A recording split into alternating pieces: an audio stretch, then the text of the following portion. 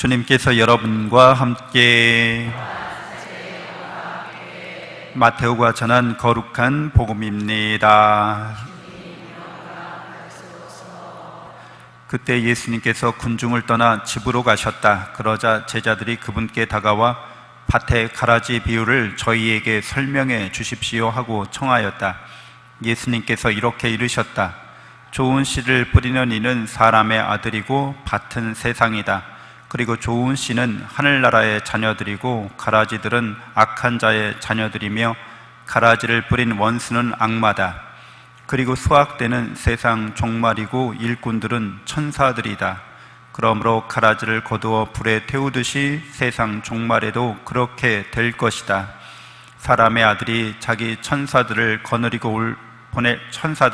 터인데 그들은 그의 나라에서 남을 죄짓게 하는 모든 자들과 불의를 저지르는 자들을 거두어 불구덩이에 던져버릴 것이다. 그러면 그들은 거기에서 울며 이를 갈 것이다. 그때 의인들은 아버지의 나라에서 해처럼 빛날 것이다. 귀 있는 사람은 들어오라. 주님의 말씀입니다. 그리스도님 참여합니다.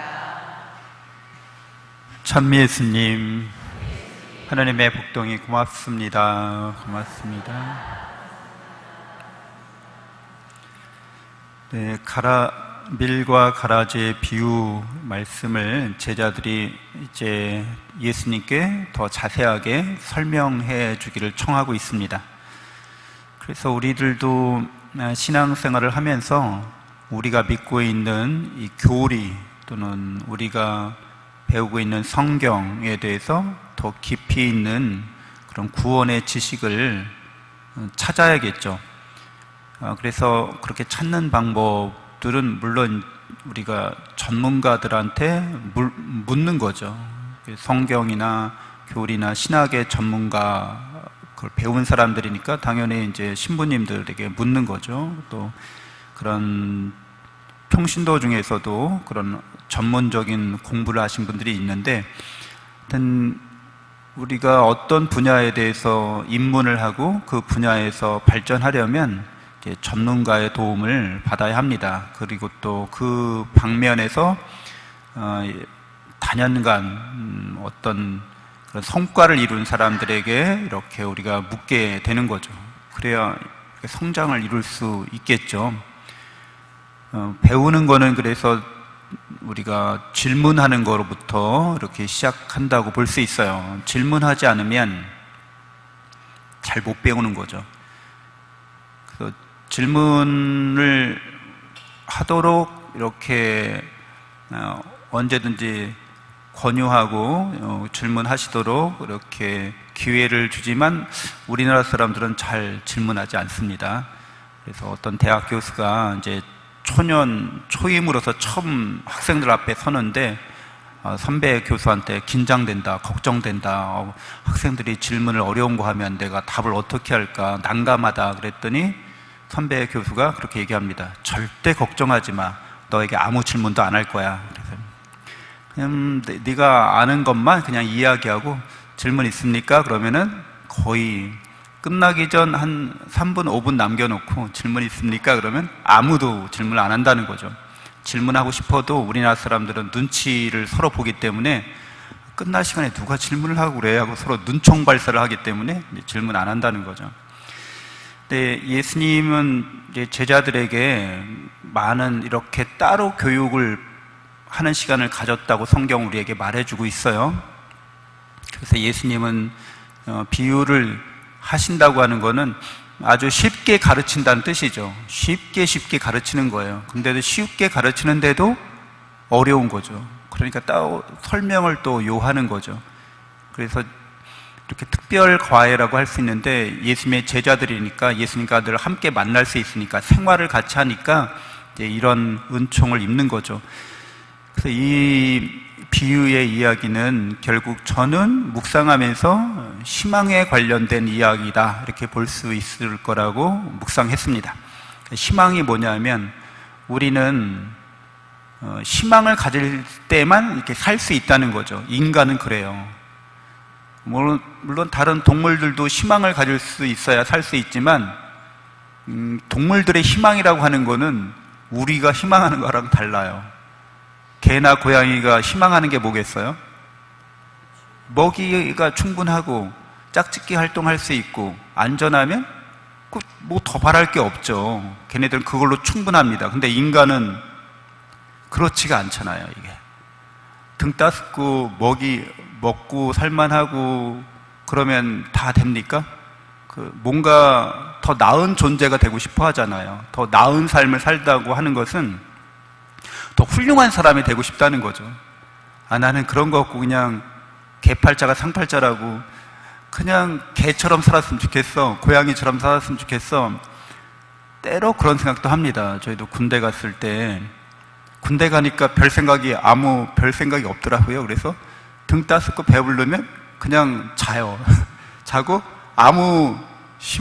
아무런 바람이 없어요.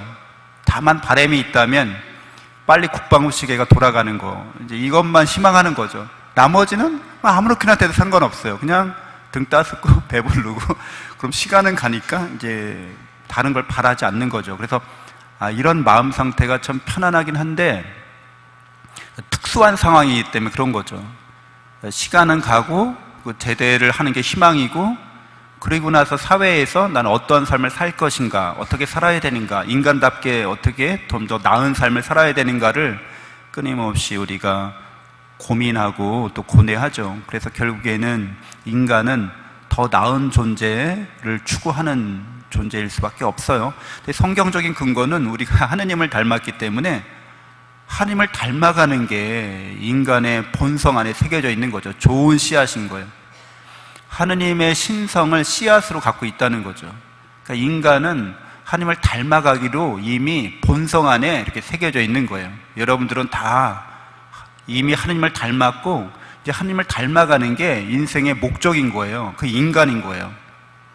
근데 인간이 이런 삶을 추구하는 것은 하느님의 사랑 안에서만 이게 가능한 시나리오가 되는 거죠.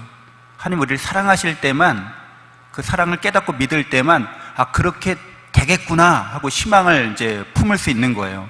이게 하느님의 사랑이, 은총이 우리에게 충만하지 않으면 인간이 하느님을 스스로 닮아가겠다고 하는 이 비전이, 이 희망이 이루어질까? 거기에 물음표를 던지면 이루어질 수 없다는 거죠. 우리의 힘으로는 그게 불가능하다는 거를 그냥 우리는 알아차릴 수 있는 거잖아요. 그래서 우리의 힘이 아니라 하느님의 사랑의 능력으로 내가 그렇게 되어 가겠구나. 내가 할 일은 그 하느님의 사랑을 깊이 깨닫고 굳게 믿으면서 그 사랑이 이루어질 것을 희망하면서 사는 거구나, 결국에는. 그래서 우리는 희망의 삶을 이렇게 살아가는 존재로서 세상 안에서도 희망을 경험하죠. 좀 더 건강해진다든가, 좀 더 아름다워진다든가, 좀 더 지혜로워진다든가, 좀 더 능력이 있어지는 거, 이런 모든 면에 있어서 우리가 성장하고 좀 더 나은 존재가 되어야 하는 것은 당연하겠지만, 이 세상은 이제 그게 한계가 있는 거잖아요. 아무리 노익장을 과시한다고 해도 90 먹은 분이 20대하고 비교 불가능하죠. 그러니까 나름대로 이렇게 90대에 비해서 건강하다는 거지 20대처럼 건강해지진 않는 것을 우리는 자명하게 이렇게 받아들입니다. 그러니까 뭔가 나아지고 좋아진다고 하는 것은 이 세상에서 분명히 한계가 있지만 한계가 없는 부분이 바로 하느님을 사랑하는 길이죠. 하느님을 닮아가는 길입니다. 좋은 씨앗은 그렇게 우리가 영원히 하느님을 닮아가기 때문에 희망으로 이 세상을 이겨내고 극복하고, 아무리 어려운 난관과 어려움이 있더라도 그게 다 사랑 안에서 의미 있음으로 변화시킬 수 있다는 거죠. 그리스도인들이 강력한 정신력을 갖췄다고 말하는 겁니다. 어떤 역경과 시련과 고난도, 그 순교적인 이런 상황도, 목숨을 내놓는 상황도 하느님의 사랑이 나에게서 점점 더 완성되어 가리라는 이 희망을 꺾을 수는 없죠. 오히려 순교적인 상황이 그 희망을 사실은 더 불러일으키는 거죠. 내가 하느님을 사랑하기 때문에 죽음마저도 기꺼이 받아들일 수 있는 이런 상황에 내가 처해 있다는 것이, 그것이 우리에게는 감당 못할 절망적인 상황이 아니라 오히려 이제 사랑을 드러낼 수 있는 좋은 기회라고 여기는 거예요. 그러니까 이런 정신을 갖고 있는 사람들이 바로 그리스도인들인 거죠. 근데 그리스도인들을 누가 감당할 수 있겠습니까? 근데 나쁜 씨앗은 여러분들이 하나님께서 좋은 씨앗을 뿌리셨고 우리를 사랑하시는데도 불구하고 그것을 거부하는 거죠. 그러니까 하나님의 사랑을 악용하는 걸 말합니다. 근데 왜 이렇게 될까 이렇게 생각해 보면 우리는 잘 알고 있듯이 루시펠이라는 그런 타락한 천사 이야기를 알고 있어요. 그 타락한 천사는 교만하다고 이야기가 됩니다. 그래서 죄의 아주 첫 번째 본질적인 악덕이 바로 교만이라고 우리는 규정을 지어요. 그러니까 하느님이 없고 자기가 첫 번째가 되고자 하는 거죠. 그래서 하느님이 틀렸고 자기가 맞는다는 거죠. 근데 이런 생각은 우리가 그런 생각을 갖기가 보통 힘든 게 아니에요. 근데 우리도 그렇지만 그거 분명히 잘못된 길인데도 계속 가는 사람이 있는 거죠. 자기도 알아요, 잘못된 건지도. 이단에 빠지는 사람들 중에는 많은 사람들이 그 이단이 잘못됐다는 걸 안다는 거예요. 그런데도 되돌아오지 않는다는 거예요. 왜? 되돌아오면 자기가 멍청한 사람이 되잖아요. 어리석은 사람이 되잖아요. 낙오자가 되고 패배자가 되잖아요. 그걸 못 받아들이겠다는 거죠. 그래서 끝까지 가려고 합니다. 그 잘못된 길인데도 불구하고. 그러니까 타락한 천사도 마찬가지인 거죠. 그게 잘못된 길인 줄 알면서도 끝까지 그 길을 고집하는 거예요.